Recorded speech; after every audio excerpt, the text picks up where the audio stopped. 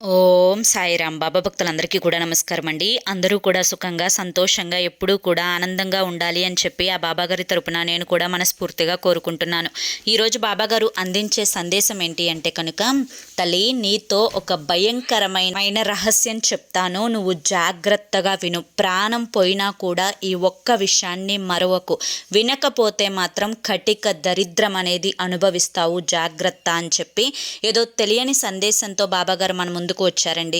మరి ఆ సందేశం ఏంటో పూర్తిగా తెలుసుకునే ముందు చాలామంది కూడా చెప్పుకోలేనటువంటి సమస్యలతోటి సతమతమైపోతూ వాటిని ఎలా తీర్చుకోవాలో తెలియక ఇబ్బంది పడిపోతూ ఉంటున్నారు. అటువంటి వారి కోసం శ్రీ షిరిడి సాయిబాబా ఆశీస్సులతో జ్యోతిష్యం చెప్పబడును గురూజీ శివరామరాజు గారు.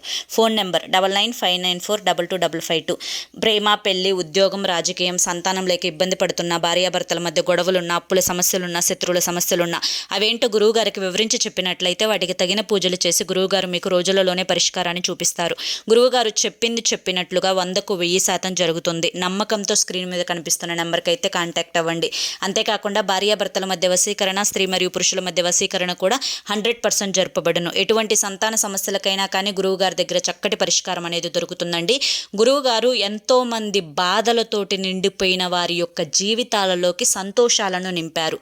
మీరు ఎన్నో ప్రయత్నాలు చేసి ఉంటారు కదా మీ కష్టాలు దూరం చేసుకోవడానికి. ఒక్కసారైనా కానీ చివరి ప్రయత్నం అనుకొని ఈ నెంబర్కి కాంటాక్ట్ అయ్యి గురువు గారు చెప్పినట్లు చేయండి. మీకున్నటువంటి ప్రతి కష్టం కూడా దూరం అయిపోయి మీరు జీవితంలో ఆనందంగా సంతోషంగా జీవిస్తారు. వెంటనే స్క్రీన్ మీద కనిపిస్తున్న నెంబర్కి అయితే కాంటాక్ట్ అవ్వండి. ఇక ఆలస్యం చేయకుండా మనం బాబాగారి యొక్క సందేశం ఏంటో తెలుసుకుందాం. బిడ్డ, ప్రతి వ్యక్తి జీవితంలో కూడా ఎన్నో రకాలైనటువంటి రహస్యాలు అనేవి దాగి ఉంటాయి. అయితే నీకే తెలియనటువంటి ఒక భయంకరమైన రహస్యాన్ని చెప్తాను. ప్రాణం పోయినా కానీ నేను చెప్పే ఈ యొక్క రహస్యాన్ని నీ జీవితంలో నీ ఎదుగుదలకు ఉపయోగించుకోవాలే తప్ప ఇది మరిస్తే మాత్రం నువ్వు కటిక దరిద్రం అనేది అనుభవించాల్సి వస్తుంది. జాగ్రత్త. ఎందుకు ఇలా జాగ్రత్త అని చెప్పి హెచ్చరించి చెప్తున్నాను అంటే, నువ్వు నా బిడ్డవు తల్లి. నా బిడ్డ ఎప్పుడూ కూడా సంతోషంగా ఉండాలి, ఆనందంగా ఉండాలి, ఎప్పుడూ ఒక గొప్ప స్థాయిలో ఉండాలి అని చెప్పి కోరుకునే వ్యక్తులలో మొట్టమొదటిగా నేనే ఉంటాను అని చెప్పి నువ్వు మరువకూడదు. ఎందుకు ఇలా ఏది చెప్పినా కానీ బాబా ఈ విధంగా చెప్తున్నారు అని చెప్పి నువ్వు నన్ను ప్రశ్నించవచ్చు. బిడ్డ, ఎప్పుడైనా కానీ ఒక బిడ్డ సరైన మార్గంలోకి వెళ్ళనప్పుడు తమ తల్లిదండ్రులు కొట్టి ఒక దెబ్బ వేసి తన యొక్క బిడ్డ నడవడికను మంచి మార్గం వైపు నడిచేలా చూస్తారు. అలాగే ఈ రోజున నువ్వు తప్పుడు మార్గాన్ని ఎంచుకున్నావు.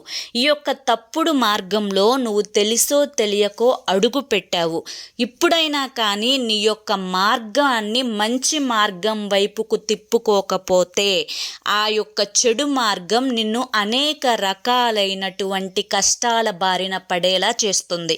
అయితే ఇంతకు ఆ చెడు మార్గం ఏంటి బాబా? నేను ఎటువైపు అడుగు వేశాను, అసలు నాకు ఏమీ అర్థం కావడం లేదు బాబా అని చెప్పి నువ్వు నన్ను ప్రశ్నించవచ్చు. బిడ్డ, జీవితంలో ప్రతి మనిషి కూడా సంతోషంగా జీవించాలి, ఆనందంగా ఉండాలి, శరీరానికి ఏ బాధ కలగకూడదు, శరీరానికి ఏ అనారోగ్య సమస్యలు రాకూడదు, తిన్నది చక్కగా జీర్ణమైపోవాలి, కంటి నిండా నిద్రపోవాలి, ఆరోగ్యంగా 100 సంవత్సరాలు జీవించాలి, ఏ పని చేసినా కూడా ఆ పనిలో 100% సక్సెస్ అనేది రావాలి అని చెప్పి కోరుకుంటారు. కానీ ఇప్పుడున్నటువంటి జీవన శైలిలో ప్రతి వ్యక్తి కూడా వారిని వారు మోసం చేసుకుంటూ వారి యొక్క జీవన శైలికి అన్యాయం చేస్తూ బ్రతుకుతున్నారు. జీవితంలో ఏవైనా కానీ కోరికలు ఉండవచ్చు, కానీ కోరికలు తీర్చుకోవడం చాలా కష్టం. ఆ కష్టం అనేది ఎంత టార్చర్లా ఉంటుంది అంటే ఆ యొక్క టార్చర్ పడలేక మనిషి ఆ కష్టం వైపు తల తిప్పుకోవడమే మానేస్తాడు. అప్పటి నుంచే ఆ జీవితంలో అనేక రకాలైన సమస్యలు మొదలవుతాయి. ఎప్పుడైతే బంగారాన్ని నిప్పు మీద కాల్చినప్పుడే దాని యొక్క అసలైన రూపం అందంగా మారుతుందో, మనిషి కూడా అంత కష్టపడితేనే ఆ వ్యక్తి తను సాధించాలి అనుకు అనుకున్నది సాధించగలుగుతాడు. ఎప్పుడైతే బలంగా ఉన్నటువంటి ఇనుము నిప్పు మీద సెగలో కాల్చబడుతుందో అప్పుడే అది ఎలా ఉంచితే అలా వంగగలుగుతుంది. అలాగే మనిషి కూడా తను కష్టపడితేనే తన జీవితంలో ఒక లక్ష్యం అనేది పెట్టుకోగలిగితేనే, ఆ లక్ష్యం కోసం పోరాడగలిగితేనే ఆ వ్యక్తి ఆ లక్ష్యాన్ని సాధించగలుగుతాడు.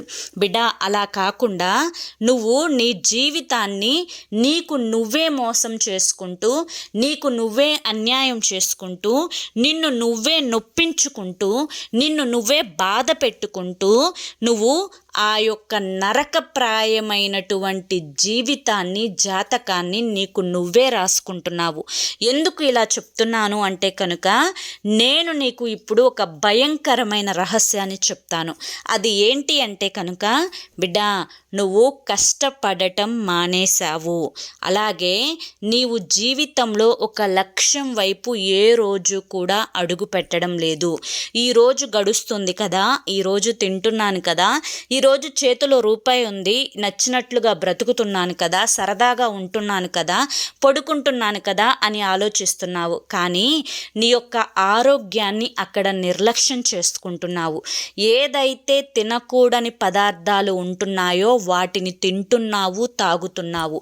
ఏదైతే నీ లక్ష్యం కోసం చేయాల్సినటువంటి పని ఉందో ఆ పనిని, ఆ లక్ష్యం కోసం కష్టపడకుండా రేపు చేద్దాములే, ఎల్లుండి చేద్దాములే, 4 రోజులు రెస్ట్ తీసుకుని చేద్దాములే అని చెప్పి ఆ పనిని నిర్లక్ష్యం చేయడం మొదలుపెట్టావు.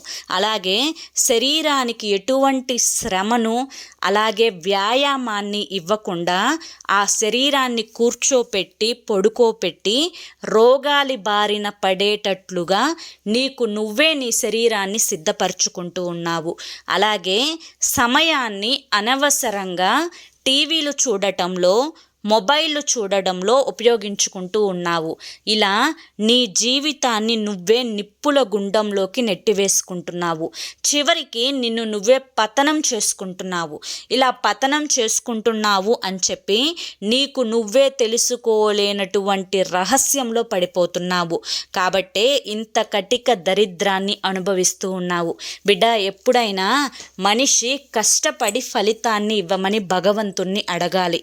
అలా కాకుండా నేను చక్కగా తింటాను, నాకు తిన్నది అరిగిపోవాలి, నేను చక్కగా పడుకుంటాను, నాకు మంచి ఆరోగ్యం కావాలి, నేను ఏ పని చెయ్యను కానీ నాకు జేబుల నిండా డబ్బులు ఉండాలి అంటే భగవంతుడు ఇస్తాడా చెప్పు?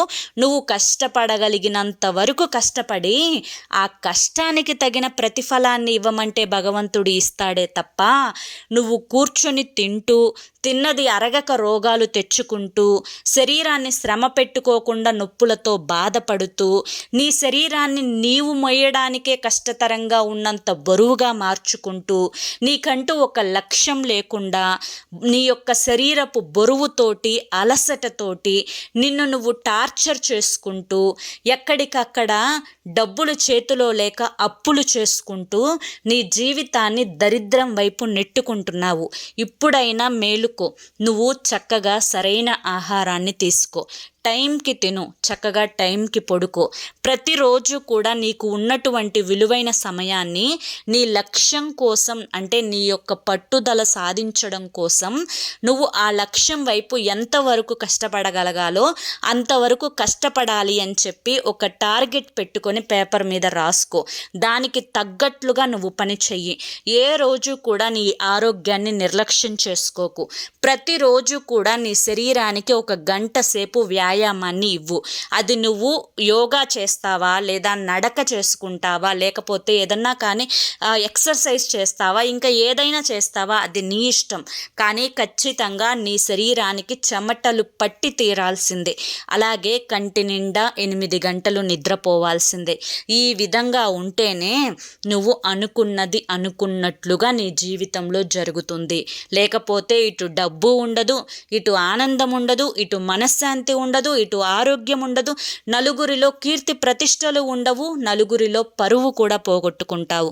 అప్పుడు బ్రతికి ఉన్న చచ్చిన శవంతోటి సమానంలా అవుతుంది నీ జీవితం. ఒక్కసారి ఆలోచించుకో, ఎందుకు ఇలా నేను నీతో చెప్పాను అన్నది నీకే అర్థమవుతుంది. ఇది కేవలం నీ మంచి కోసం మాత్రమే చెప్తున్నా అని చెప్పి ఈరోజు బాబాగారు మనకి చాలా చక్కటి సందేశాన్ని అందించారండి. మనం అర్థం చేసుకోవాలి, కానీ ఈ సందేశంలో ఎంతో గొప్ప ఆంతర్యం ఉంది. ఈ సందేశం మీ అందరికీ కూడా నచ్చింది, అర్థమైంది అని చెప్పి అనిపిస్తే ఈ వీడియోకి ఒక లైక్ ఇవ్వండి, హైప్ ఇవ్వండి, కింద కామెంట్ సెక్షన్లో ఓం సాయిరామ్ అని చెప్పి టైప్ చేయండి. మరి కొంతమంది బాబా భక్తులకు వీడియోని షేర్ చేయండి. మొదటిసారి మన సాయి పిలుపు ఛానల్లోకి వస్తే మన ఛానల్ని సబ్స్క్రైబ్ చేసుకుని సపోర్ట్ చేయండి. రేపు మరొక మంచి వీడియోతోటి మళ్ళీ కలుసుకుందాం.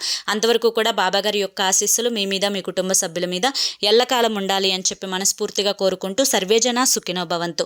ఖచ్చితంగా మీకు ఎటువంటి సమస్యలు ఉన్నా కానీ గురువు గారిని కాంటాక్ట్ అవ్వడం మాత్రం అస్సలు మర్చిపోకండి. స్క్రీన్ మీద కనిపిస్తున్న నెంబర్కి.